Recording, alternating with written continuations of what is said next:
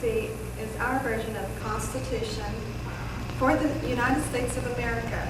I would like to introduce Dr. Norris Austin, which will give you his interpretation after 14 years of research. I give you Dr. Norris Austin. Thank you so much. Thank you so much, Carol. I have, first of all, may I say to you that I'm happy to be here. Some of the things that I might say may be just a little bit different from what you've heard before, and you can understand why. Because I have interpreted, I guess, maybe differently from what I've been hearing on the TV. So therefore, let us begin. Let me first say to you that before this country was founded, the government of the United States exists because of what I call this Constitution. We had before that what was called the Continental Congress, the first one, then the second. The second one went to war with Great Britain or England on the second Continental Congress. Now after that, we drew up during the time we were at war what is called the Articles of Confederation. And the Articles of Confederation, there was some lackings there. And we decided to meet again to try in convention to try to correct those things that were weak in the Articles of Confederation. Firstly, how to collect money for the operation of this new government. At that time, they finally adopted what is called the Declaration of Independence. No, prior to that, that was in 1776 when they adopted it. And I'm going back just a little bit. And after that, this Constitution was finally adopted. Now remember, in 1776 is when we said to England, this is the Declaration of Independence. We are saying now that each and every state is a sovereign state, and it's equal to that as the state of England or Great Britain, a separate state at this time. That's what was pointed out in the Constitution, the Declaration of Independence. Now, that was in 1776, July 4th, when they proposed this. Now watch what happened. Then at this time, the war was going on. In the meantime, we were still back here, sitting down, working over, and we were established in 1777 the Articles of Confederation while we were still at war, do you see? And we found that it didn't work. Now the Declaration of Independence was not finally signed until the Treaty of Paris. And in the Treaty of Paris, that's when the time that this 1776 Declaration of Independence came into fruition. That means that all of the nations decided to recognize this new United States. Now then, when they did that, when it was done, that was completed in 1783. And in that time, we were already now planning in convention, which happened when? Only 4 years later.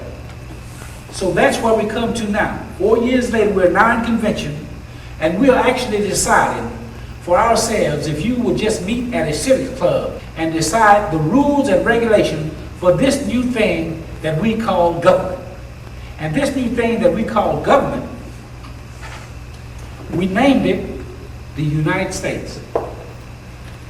And that's with the capital U. And then there's a difference, and we'll get into that, from the capital U and the small u. But we decided to put this union together, and this union, we decided to put what we have here, what we call the Constitution for the United States. And remember, this Constitution for the United States, this new government of America. Of is what?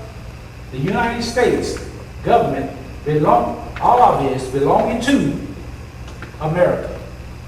This government belonging to America, which is the union of states that the founding fathers have now created and the people have given their consent to. Now, after that we have what we call the preamble.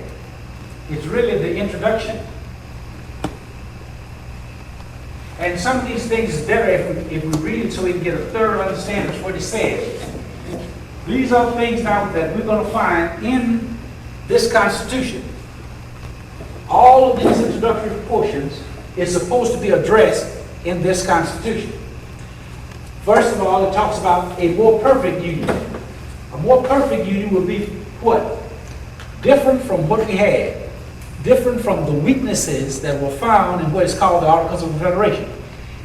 And here we have established justice. That means equal justice for all throughout this new union.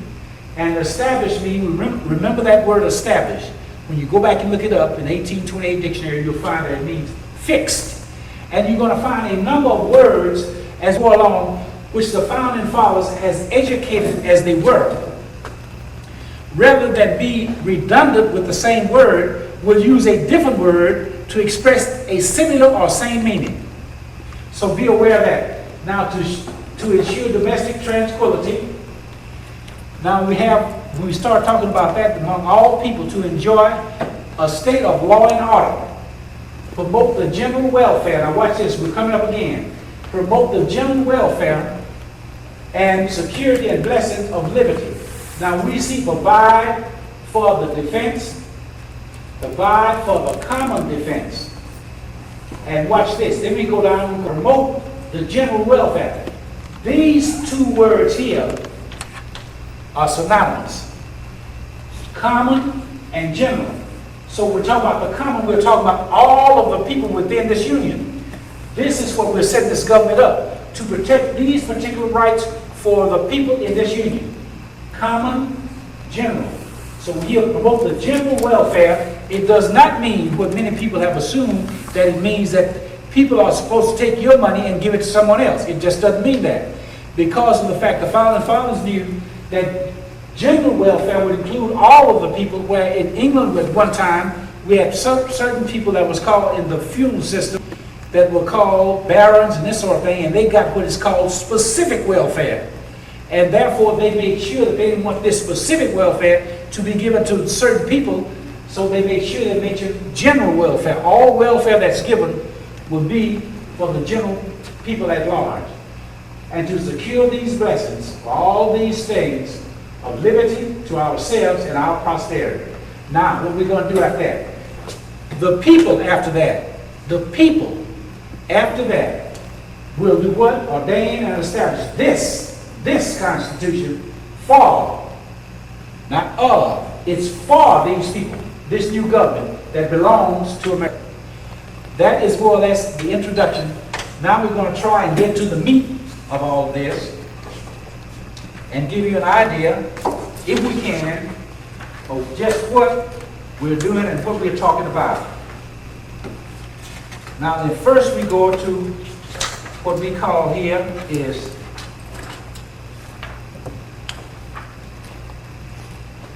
Article 1, Section 1. Now this one here we have called and named the powerhouse of the Constitution. See if we can see why it was so neat. It says, all legislative powers herein granted shall be vested in a Congress of the United States, which shall consist of a Senate and a House of Representatives. You must remember now, when we go back and start talking about the Articles of Confederation, the Articles of Confederation had a government that was similar to Great Britain. Great Britain had what's called a parliament, and the power was in the legislature. So therefore, what we have now is we are emulating that, and that's what we had in Articles of Confederation, similar to England. So the legislature, when we're now redoing this Constitution, certainly not going to give up its powers. It's stressing it here. Now, what is that saying? All legislative powers. What are those legislative powers? Those legislative powers, it said what? All laws that are enacted. That's what that is. All laws that are enacted. All these laws, you got powers here to enact laws. Now, but those laws that you are supposed to enact is going to be explained to you herein.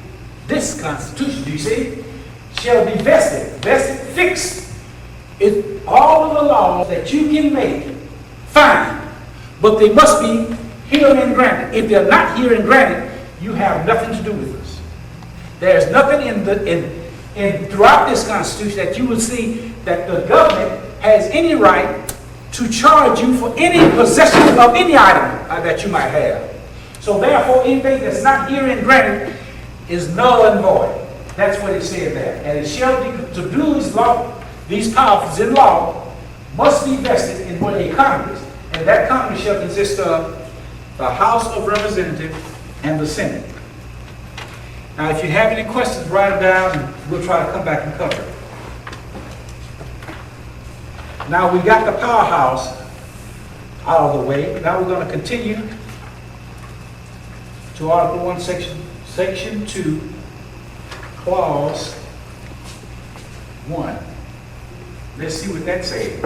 The House of Representatives shall be composed of members chosen every second year by the people of the several states. And the electors, watch and remember that word electors, because I want you to remind me, and I'm going to give you my opinion of this electors. In each state will have the qualification requisite for electors of the most numerous branches of the state's legislatures. What are they saying there? They are saying this, that the electors, the people who vote for the people in the House of Representatives, we're only talking about the House of Representatives now, will be called electors. Now, what do you mean?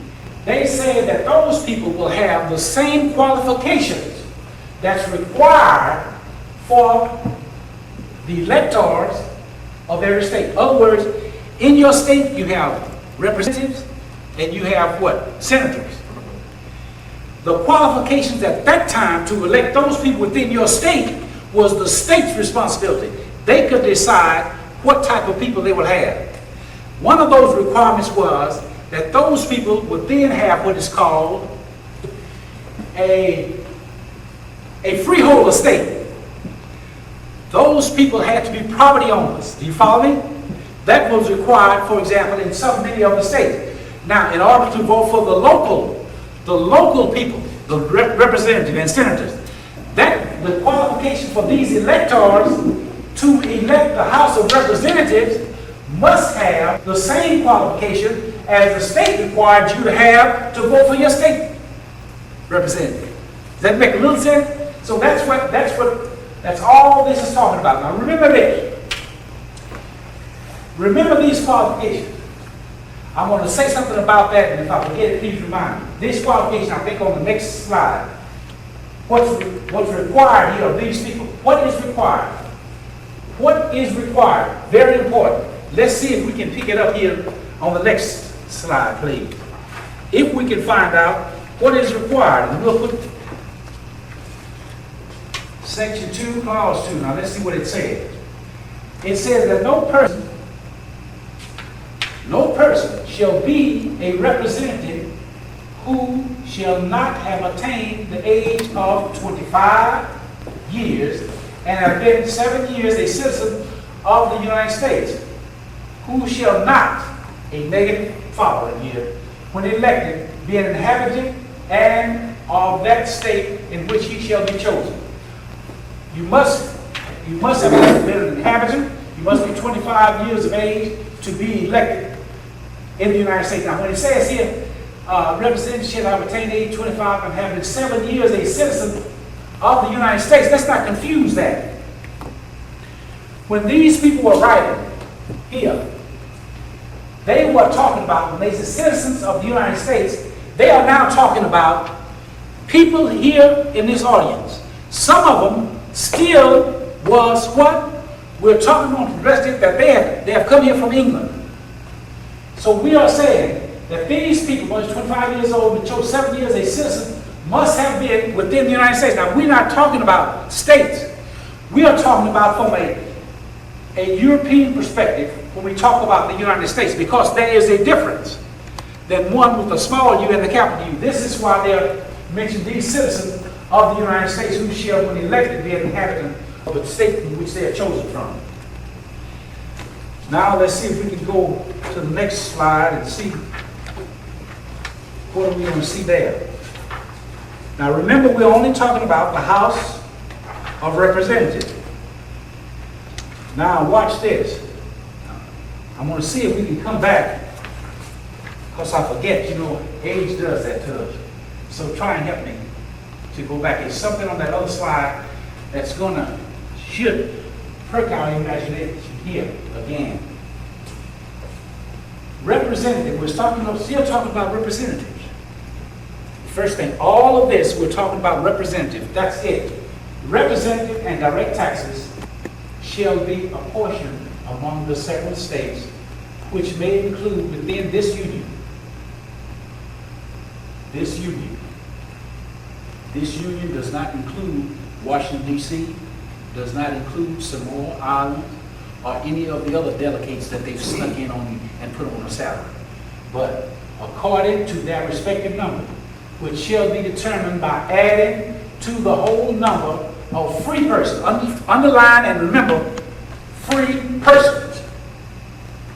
Remember that this person here that they identify in Article 1 through 7 is only talking about with a capital P. All of the others, when you start adding the articles to it, it all of a sudden becomes a small p, and there's a difference.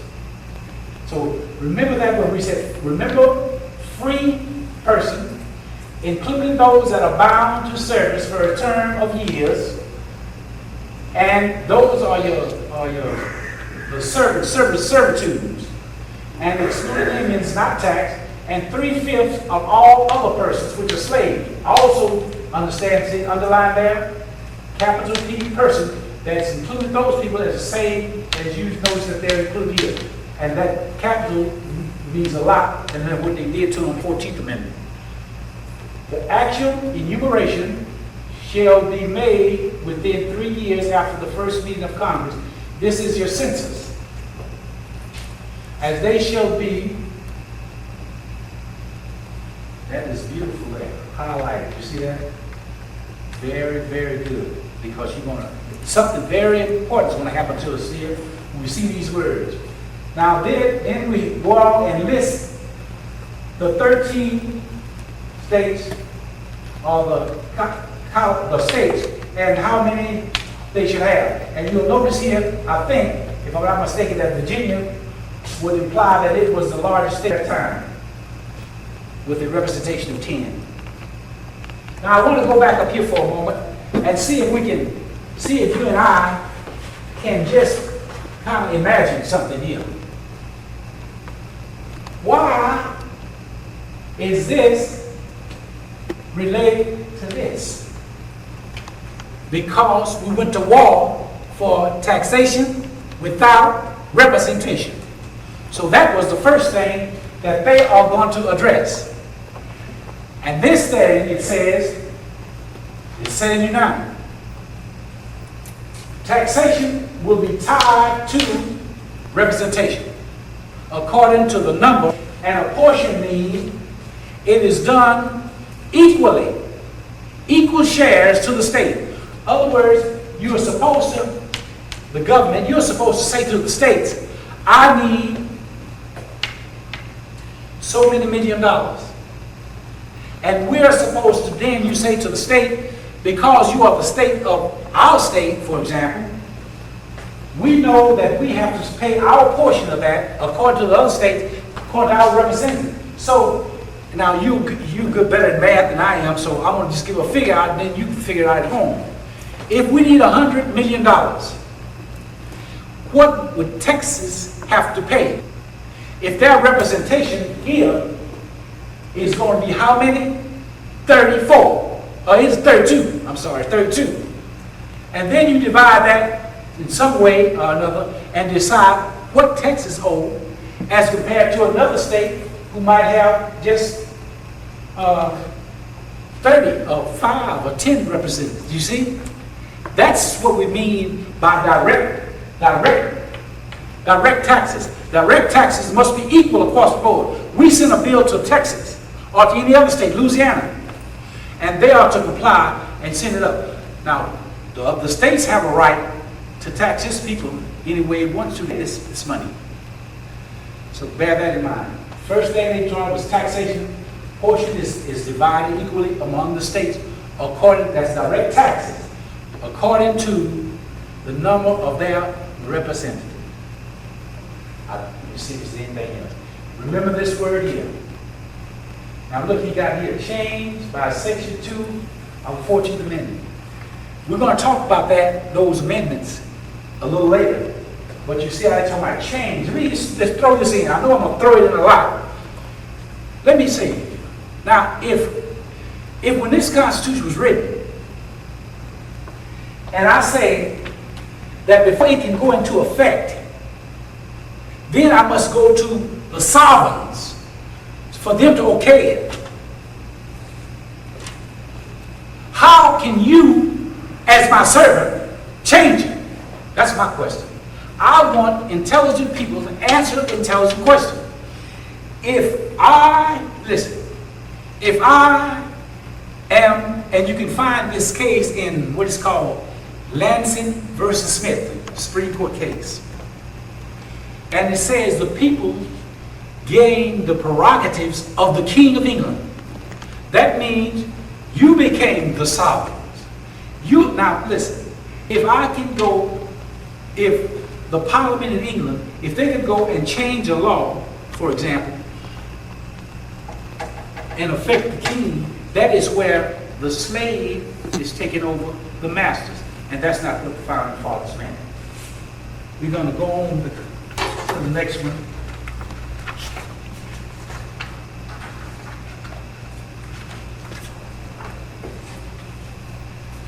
Now, this all mentions here. When vacancies happen in the representation from any state, the executive authority thereof, usually the mayors in our state, shall issue a writ of election to fill such vacancy. And then we start off here also, Article 1, Section 2, Clause 5. The House of Representatives shall choose the Speaker and other officers and shall have the sole power of impeachment. I want to see that's the word in red there. The executive authority, usually we're talking about the mayor or what they have in other states, but not the mayor, the governor, I'm sorry. Now watch this. We got this one here. The sole authority for impeachment. What are we talking about there? Let me see if I can explain it. Now you can write a book on impeachment. You write a book on practically any sentence up there. These people could bring impeachment charges against any of the employees, judges, and that sort of thing. And they did a lot of it. And when we get to it, we're going to try and go over with you what the impeachment clause is, especially when we get into Article 3. I think we'll go over that in depth so you'll understand it, I think, much better.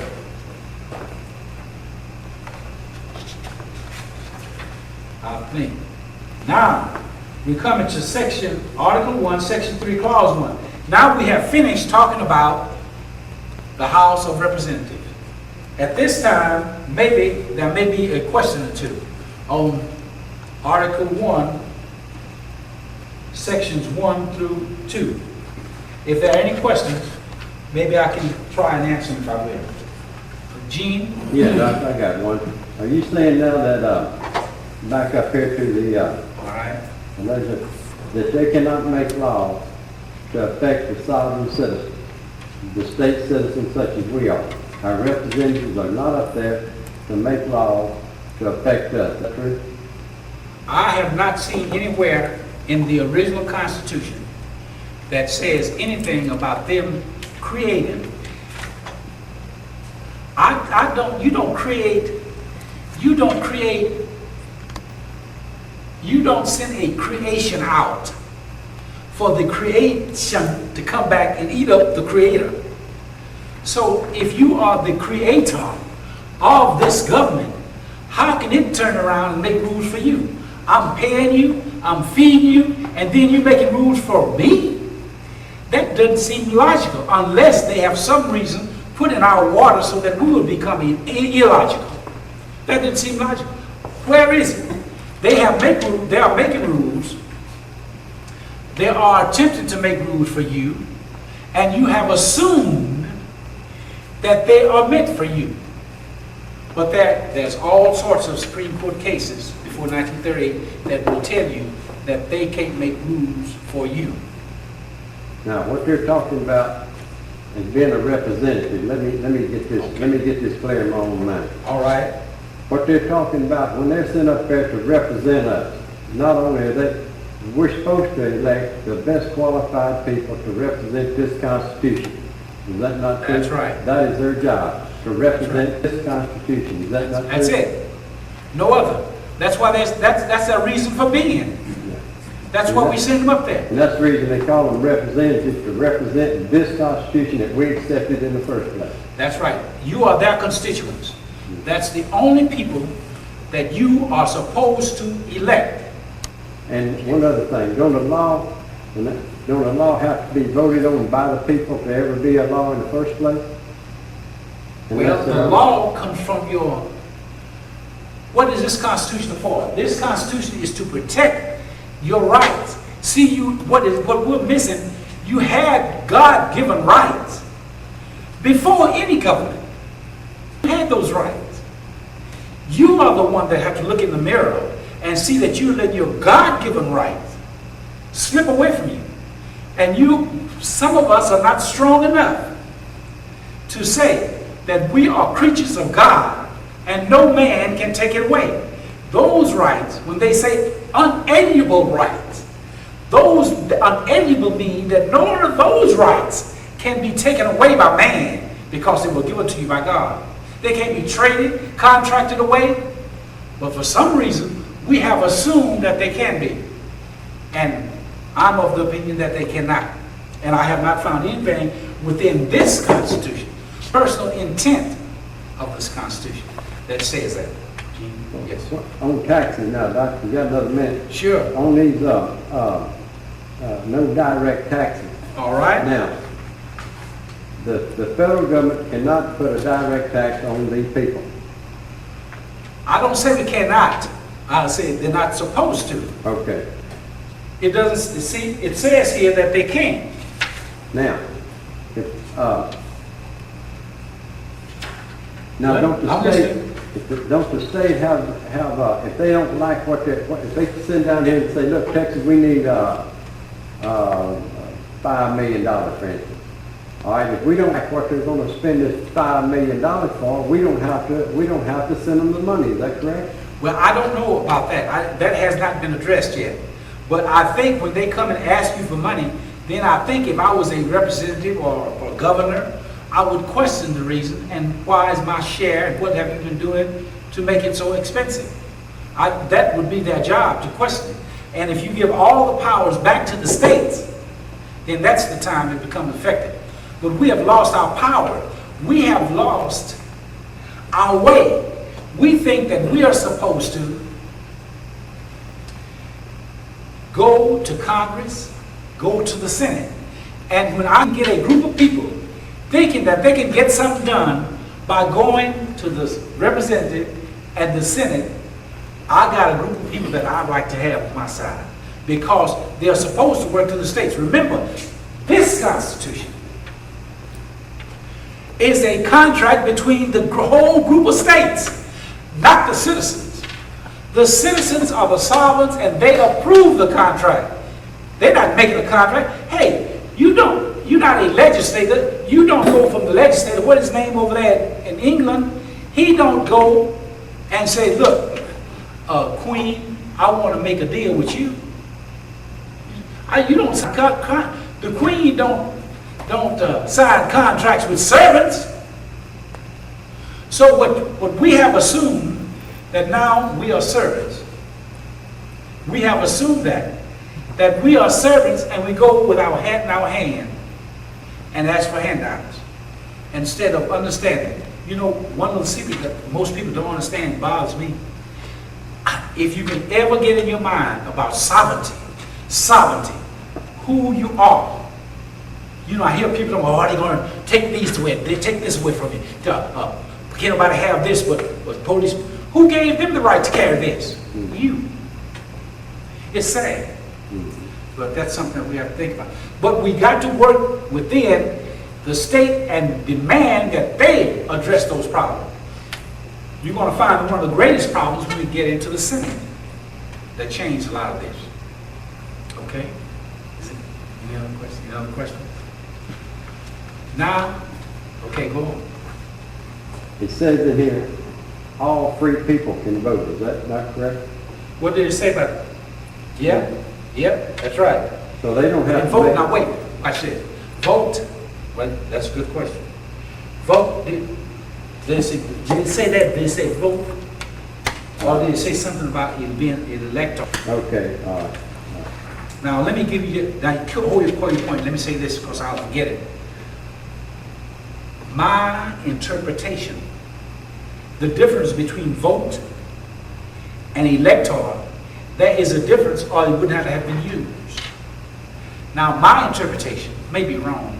When I read through this Constitution as many times, I have found that a vote cast is for once you get into the organization, you cast a vote with someone who has similar interests.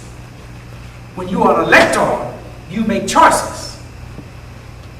I line you up and I pick, you believe in this Constitution, I pick one that we believe is best qualified. I'm making a choice as an elector.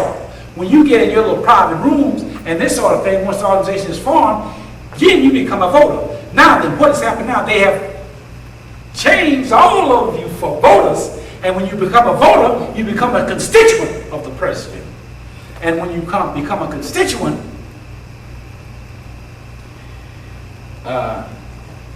he becomes your attorney in fact. He represents you. And that's why they keep talking about, oh, we got a mandate from the majority of people. Because he got the majority behind him. He represents you. He can do anything he wants. That's why he kind of quieted down. He didn't get the mandate. He wanted 51%. It doesn't matter how many. 49% of the people voted. And he got 25% of that. No, 24 point something. He didn't get a mandate. These people voted. Now that's my definition. Somebody else may have a different. But I believe, but only free, like you were saying, free people. Yeah. Now this is, I wanted you to remember that word free people. Because if a person could vote after, it only talks about in this Constitution what free people can do when they're elected. When a group of people were set free with the 13th Amendment, then you should not, there's nothing else that needed to be added for them. If they were set free with the 13th Amendment, then you need not have the 14th to make them a citizen. You need not have the right to vote, you see, with the 15th. Because it says here, free people automatically have that right. Now, when they said chosen in there, now, let me clear this up. All right. When they choose somebody, they're choosing them to best represent the Constitution too. Is that not correct? That's all they're supposed to do. Okay. Represent our interests. And then we met over a good point. I don't know if did I miss it. Also, in the House of Representatives, there's one other thing that's most important. We talked about having impeachment, but the other thing is, no, I think it's going to be in the organization of Congress. We'll get to that later. But go ahead. They are supposed to go up there to represent the people. This is the powerhouse. That's why I call it. You see, this House of Representatives are the people's house. And they have all of the power. All of the power. They hold the purse string, supposedly. But they're not doing it. Okay? All right. Now, let's briefly go to the Senate for a few minutes. And we'll see what the Senate, what we're sending them up there for. Now, here we are. Now, remember, we're only talking about the Senate now. The Senate of the United States shall be composed of 2 senators from each state, chosen by the legislatures thereof for 6 years, and each senator shall have 1 vote. And they said this was changed with the 17th Amendment. By what authority did they change it? I want you to remember this. Chosen by the legislature thereof. Remember that. They are chosen by your state legislature to be in the Senate. We will address that just a little bit later.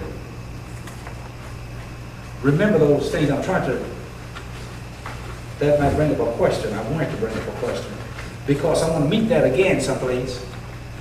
Most people don't see it, but some of us recognize. Let's see what this one says. It says, immediately after they shall be assembled in consequence of the first election. The first election is done, how are they done? The legislators, aren't they? Shall be, and they got to be divided into 3 classes. And you're talking about the first class, you know how they voted, it's still every 2 years, I believe. Unless there's a recess in the executive when one is disabled or something happens to him. Then the executive of that state can appoint one until the next meeting of Congress, or until he make out a writ to appoint someone else. Until that, now they're saying this, changed by Section 2 of the 17th Amendment. Oh, that's the same one that we're talking about, how it was changed in the first section of the Senate, and it's also changed. This one here really changed everything. It had a lot to do with, this change had a lot to do with what we call the Republican form of government. When your senators were no longer elected by the legislatures of the state then no longer had any authority over really what happened. We're still talking about the senators. No person shall be a senator who shall not have attained the age of 35. Remember, they are talking about ages and how well you are informed. Listen, let me go back when I say this. You remember, go back with me now in the House of Representatives. Now, you remember we said that the electors must have the same requisite as the people who elect the House of Representatives. Now, let's see. Let's try to hold on to this. What happens is, now something strange happened the other day. They said these people came and they swore to become citizens. And then they went out and voted. That's not the way it was supposed to have been. The Constitution didn't say that. The Constitution specified that if these people who are being elected to the House of Representatives, for example, and Congress, it says that they must have, the people who vote for them must have the same requisite requirements as the people that you sent up there. Now, watch this. What happened then? In Texas, House of Representative people, before they can go to Washington, they must have lived in Texas 2 years. And I think the Senate 5. So now if these people who are voting for this president lately, if they can turn around and hold their hand up, now why was that? Why did they say there must be a timing? You can't come into this country and all of a sudden just raise your hand. They want you to stay here a while to learn the custom. If you think I'm lying, drive down the street sometime and see some of these guys coming from. They have to learn the rules and regulations. They can't just come here and all of a sudden vote. That was to cut them out. We don't want them to vote until they learn our custom. If they come in and vote, as soon as they cross over, as soon as if they're not spending time here, they vote for their own interest. Just like one of our presidents, Roosevelt, had them doing. Sometimes you recall. We got about another 5 minutes before we take a break, I think. Now let's read this one here, and I think we'll take a break.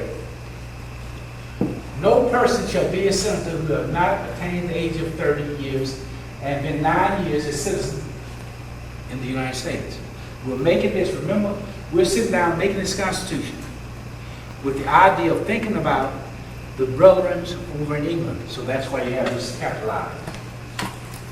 Who shall not, when elected, be an inhabitant of the state from which he's chosen from?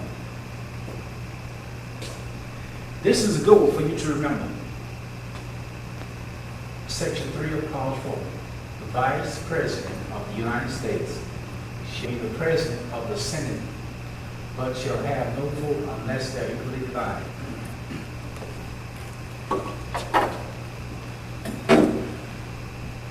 Tell me, please, what in God's name does this guy do? What is his job? If he is, we've said here in this Constitution that he's the president of the Senate. He doesn't even come in and sit down on it. What are you paying this guy to do? Sit here and write speeches and wait for the next 4 years? This is unbelievable. We can't demand that this guy go and sit there.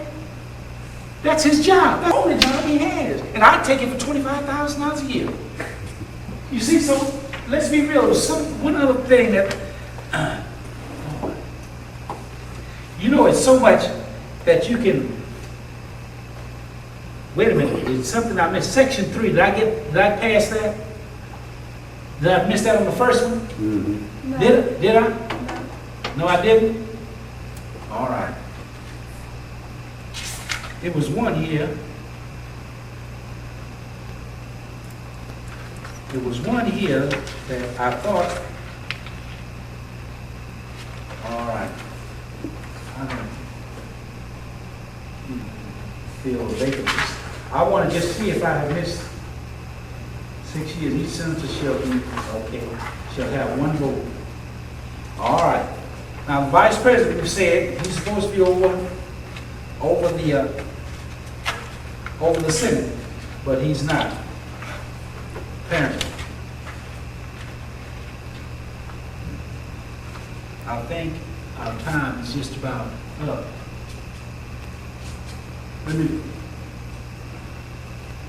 The Senate shall choose their other officers. No, I know what I missed something I wanted to tell you. They are trying to tell us, they are getting set up now, they are trying to tell you that the person that they choose for speaker doesn't have to be a member of Congress. Did you know that? They're already getting you set up for that. Now, how ridiculous. I mean, the Senate shall choose their officers. I guess next will be there. And also their president pro tempore in the absence of the vice president. When he shall exercise office. Why was this guy here? Why was this vice president wanted to be the president? Why would the people or the states decide this man should be the president of the Senate? I'll tell you why. Because this man was elected by all the people of the representatives of the state. He didn't have, supposedly, a special interest. If you are president pro tem and all you do is spend 35 years up there, where is he from? Missouri, or wherever he's from, didn't want for anything. Are you with me? Those people have never complained. I've never heard them complain about anything. But this is why. This is why I'm saying this guy, the vice president, needs to go to work. So, the Senate shall have the sole power to try impeachment. We'll come on with that impeachment again. We said first, we can bring impeachment charges. These people can try them. When sitting for that person shall take the oath of affirmation. When the President of the United States is tried, the Chief Justice shall preside over it. That's of the Supreme Court. And no person shall be convicted without the concurrence of 2/3 of the members present. That's a strange thing that I'm still studying all these years. A lot of people ask that question. And no person shall be convicted without the concurrence of 2/3 of the members present. Let me tell you why this thing is so strange. I've been looking and looking, but something's wrong here. Listen. And it's going to come up again in the treaty making process. If you are telling me, some people argue this point, but I don't agree with it. They say that if we can start in this room to have a treaty, it takes, to do any business, it takes a quorum. And in the Senate, 51 senators show up. This is what I heard. And they said they did on the World WTO, whatever that means. If 51 show up, business can start. Now, if we just go on and on, this is what I heard now. On into the night. And then everybody finally goes home, except 3. 2 of them are mine from Texas. And the vice president, or the president, is from Texas. 1 can be from anywhere. I got 2/3 of the senators present with 2. If a treaty is as good as some people are trying to tell us it is, then I, from Texas, 2 senators from Texas, could make a treaty to move the White House on my little corner lot and pay me royalties. Just a thought. I think with that, maybe we'll take a break for just a little bit.